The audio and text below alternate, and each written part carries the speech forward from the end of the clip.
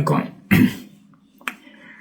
சில மனிதர்கள் இடையூறுகளை உருவாக்குவார்கள், இடையூறுகள் சில மனிதர்களை உருவாக்கும் அப்படிங்கிறது ஒரு நல்ல ப்ராவர்பு. இதில் இந்த ரெண்டாவது ரகம்தான் இந்த படையாண்ட மாவீரா இந்த திரைப்படம்.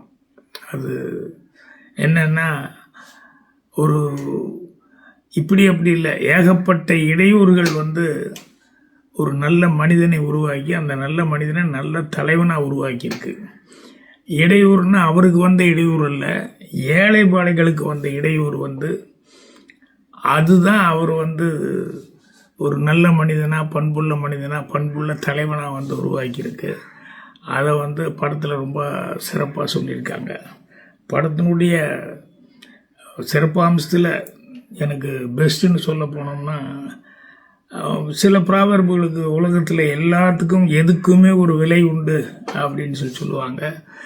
ஆனால் அப்படி விலை இல்லாமல் இருக்கிறதும் சில விஷயங்களுக்கு, அதாவது சில நல்ல மனிதர்களுடைய நேர்மை அப்படிங்கிறது, அதுக்கு விலையே கிடையாது.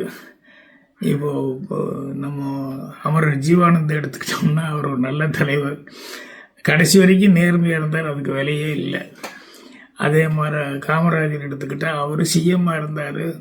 ஒரு வீட்டில் அவங்க அம்மாவுக்கு ஒரு ஃபேன் யாரோ போட்டு கொடுத்தா அதை கொண்டு போய் கட்சி ஆஃபீஸில் வச்சுட்டாரு. குழாய் தண்ணி அங்கே போய் எடுக்கிறது கஷ்டம்னு வீட்டுக்கு பைப் போட்டு அதை கட் பண்ணி விட்டார். இப்படி இவங்களுடைய நேர்மைகள்லாம் விலைங்கிறது இல்லை. அது மாதிரி தான் நம்ம காடுவெட்டி குரு அவர்கள் படம் பார்க்கும்போது அதில் தெரிய வருது. கடைசியில் பட்டு செய்தி தான், படத்தில் வர்ற செய்தி தான். கடைசியில் கடனாளியாக தான் அவர் இருந்தார் ஒழிய, அவர் இருந்த தலைமை பொறுப்புக்கு, அவர்கிட்ட எல்லாரும் பேசின டீலுக்கு எங்கேயுமே அவர் இறங்கி போகலை. அதாவது ஒற்றை மர நிழலாய் ஊருக்கு ஒருவன் அப்படின்னு சொல்லுவாங்களே, அந்த மாதிரி அவரை பொறுத்த வரைக்கும் எல்லா ஏழைபாளிகளுடைய வாழ்வாதாரம், அவங்க தங்கிறதுக்கு இடம், சாப்பிட்ற சாப்பாடு, வாடுறதுக்கான வருமானம், இதுதான் அவருடைய பிரச்சனையாக எடுத்துக்கிட்டு கடைசி வரைக்கும் போராடிட்டு இருந்தார் ஒழிய. ஸோ அந்த ஒற்றை மர நிழலாய் ஊருக்கு ஒருவன் அப்படிங்கிறது அவருக்கு ரொம்ப ரொம்ப பொருத்தமாக இருக்கும். இது படையாண்ட மாவீரா அந்த படம் மூலமாக காடுவெட்டி குரு அவர்களுக்கு அவர்களை சரித்திரத்தில் இடம் பொறிச்சிருக்காரு நம்ம டைரக்டர் கௌதமன் அவர்கள். இப்படி அவர் பொறிச்சது மூலமாக அவரும் சரித்திரத்தில் திரையுலகில் அவருடைய பெயரும் பொறிக்கப்படுற அளவுக்கு அவ்வளோ சிரத்தை எடுத்து பண்ணியிருக்காரு.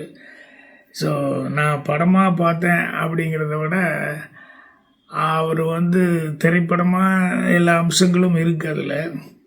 அதில் வேண்டியது, படத்துக்கு வேண்டியது, பாட்டு கேட்டு ஃபைட்டு, அது இதுன்னு இந்த மாதிரி எல்லாம் இருக்குது. ஆனால் நான் பார்த்த வரைக்கும் அவர் இது ஒருத்தருடைய சரித்திரத்தை, ஒரு நல்ல மனிதனுடைய, நல்ல தலைவனுடைய சரித்திரத்தை இயக்கியிருக்காருன்னு சொல்கிறத விட, அவருடைய இதை செதுக்கியிருக்காருன்னு சொல்லலாம்.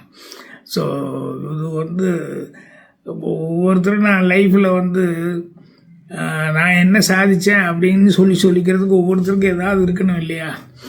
அந்த மாதிரி அவர் நான் என்ன சாதித்தேன் அப்படின்னு சொன்னால், கௌதமன் இப்போ இதில் பட பிரமாமா எடுத்த ஃபைட் அது நல்லா இருந்து, இது நல்லா இருக்கா அப்படிங்கிறது, பையன் பிரமாமா நடிச்சிருக்கான், மற்றவங்க நல்லா நடிச்சிருக்காங்க இப்படிங்கிறத, அவரும் நல்லா நடிச்சிருக்கா, அவரும் நல்லா சண்டை போட்டிருக்காரு. இது எல்லாம் தாண்டி இது ஒரு சிறப்பான செயல், ஒரு நல்ல தலைவனுடைய இதை அதை அவர் எல்லாத்துக்கும் போய் சேரணும் அப்படின்னு சொல்லிட்டு அது சினிமாவை எடுத்து அதை ஒரு சாதனையாக படைச்சதுங்கிறது ஹேட்ஸ் ஆஃப் டு ஹிம்.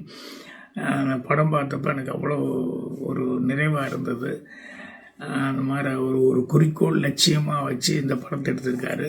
அதனால் இந்த படையாண்ட மாவீரன் படம் பார்க்குறது மூலமாக ஒரு தலைவன்னா இப்படியெல்லாம் இருந்திருக்காங்க, இப்படியெல்லாம் இருக்கணும் அப்படிங்கிறத பார்த்து மக்கள் எல்லாருமே பாராட்டுவாங்க. அவருக்கு கடைசியில் அவருடைய பிரிவின் போது எத்தனை பேர் இப்படியெல்லாம் ஃபீல் பண்ணாங்க அப்படிங்கிறது அது எப்பவுமே மனசில் ஆழமாக பதியக்கூடியது. ஸோ படையாண்ட மாவீரன் படத்துக்காக கௌதமன் அவர்களுக்கு முழுக்க அவருக்கு படக்குழு எல்லாத்துக்கும் என்னுடைய பாராட்டுகள் இருந்தால் கூட முழுக்க கௌதமன் அவர்களுக்கு வந்து என்னுடைய மனமார்ந்த நல்வாழ்த்துக்கள் தெரிவித்து இவ்வளோ சிறப்பான படத்துக்காக ஒரு சல்யூட் பண்ணிக்கிறேன். நன்றி, வணக்கம்.